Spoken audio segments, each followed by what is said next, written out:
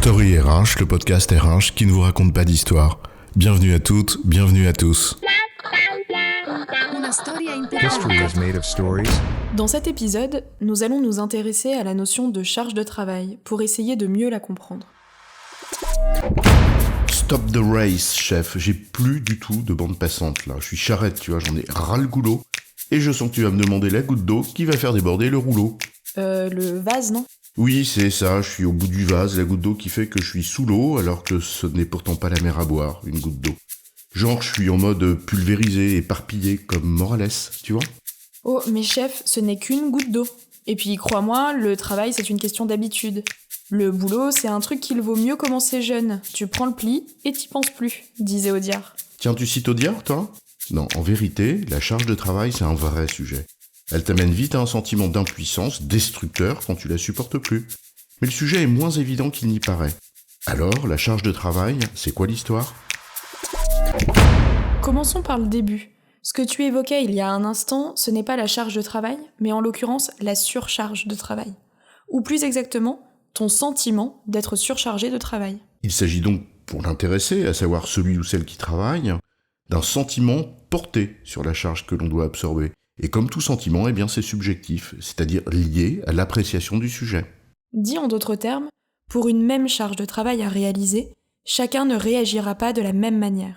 Et là, entre en jeu une infinité de facteurs personnels, y compris ceux liés à ce que tu vis en dehors du travail. Un salarié, c'est pas une personne qui arrive le matin au travail et qui pose sa valise d'emmerde personnelle à la porte de l'usine ou du bureau pour la récupérer le soir en partant. C'est une personne une et entière qui n'est pas découpable, qui vient avec son lot d'emmerde de la vie comme tout le monde.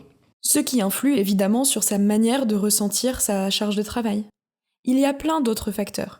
Le sentiment que ce que tu fais est inutile, par exemple, et qui, à charge de travail réelle comparable, te fait réagir différemment. Un peu comme dans cette réunion où tu t'emmerdes et où les 10 minutes qui restent te semblent absolument interminables. Tu sais, ces 10 minutes qui t'ont donné l'impression d'en être que 2 ce matin quand t'as appuyé sur la touche snooze de ton réveil. Tu veux dire le rappel d'alarme de ton smartphone ? Oui, c'est ça, ok. Et à charge égale, ton sentiment sur la reconnaissance de l'effort que tu as fait peut jouer aussi. Bref, la question de ta perception de la charge de travail est indissociable d'une approche plus globale des facteurs du mal-être au travail. On distingue donc ici, finalement, la charge de travail telle que tu la ressens de la charge de travail réelle. À même réalité, des ressentis différents, parce qu'on est tous différents. Et oui, ce qui pèse à l'un ne pèse pas nécessairement à l'autre de la même manière, c'est pas trop dur à comprendre. Mais si on en revient à la charge de travail réelle, indépendamment du regard que chacun porte dessus, ça au moins c'est simple, c'est ce qu'on a à faire et ça ne se discute pas trop, non ?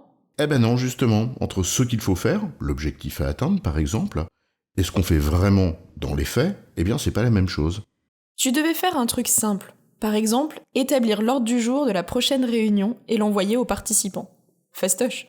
Tu connais le projet, tu fais une proposition qui coule de source, chacun suggère quelques ajustements et c'est bon, non ? Allez, hop, max une demi-heure de taf. Eh oui, mais c'est sans compter sur les jeux de pouvoir des uns des autres, celles et ceux qui mettent leur grain de sel là où on n'en a pas besoin, le sujet imprévu important qui est, justement imprévu, le mail que t'as reçu auquel t'as strictement rien compris, celui qui te dit qu'il n'est pas d'accord avec toi mais en fait qu'il l'est complètement en vérité. Les joies de la vie. Les inconstances, les inconsistances, les susceptibilités, les imprévus, l'incompétence, les à peu près. Tout ce qui fait qu'entre ce qu'on t'a demandé et ce que cela te demande vraiment, ce n'est franchement plus la même chose. Tu as perdu ton temps, rongé ton frein et supporté une charge mentale inutile. Il y a donc parfois un écart significatif entre ce que l'on te demande et la charge de travail réelle que cela entraîne, parce que rien ne se passe comme on l'avait prévu, comme toujours. Bon, qu'on ne pense pas à l'imprévu, je comprends, l'imprévu est imprévisible. Mais qu'on sous-estime systématiquement le facteur humain, cela me surprendra toujours. Et puis, l'incompétence, c'est que c'est insupportable de devoir compenser ce que les autres ne font pas. Non seulement ça te rajoute une charge de travail réelle à ce qu'on t'a demandé, mais parfois, lorsque tu dois compenser ce que d'autres qui s'en foutent royalement et profitablement du système n'ont pas fait, eh bien tu vis ça comme une injustice.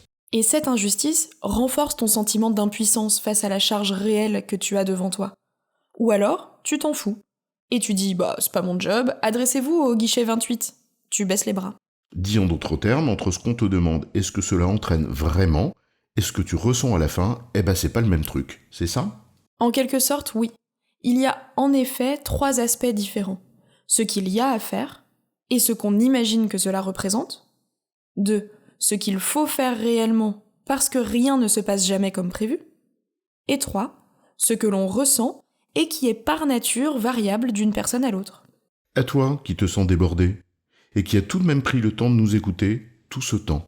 1. On te remercie, et 2. Stop the race. Pose ton crayon un instant pour te demander d'où provient vraiment ce sentiment qui te pèse. Et s'il le faut, demande de l'aide. En résumé, la charge de travail n'est pas une notion si simple que ça à appréhender. Il y a 1. La charge que l'on a imaginée, la charge de travail prescrite. 2. La réalité de ce qu'il faut faire dans les faits, la charge de travail réelle. Et 3. Ce que les personnes en ressentent, la charge de travail ressentie. J'ai bon, chef ? Oui, tu as bon, mais on va pas en faire toute une histoire. Story RH, le podcast RH qui ne vous raconte pas d'histoire. Retrouvez tous les épisodes sur storyrh.fr.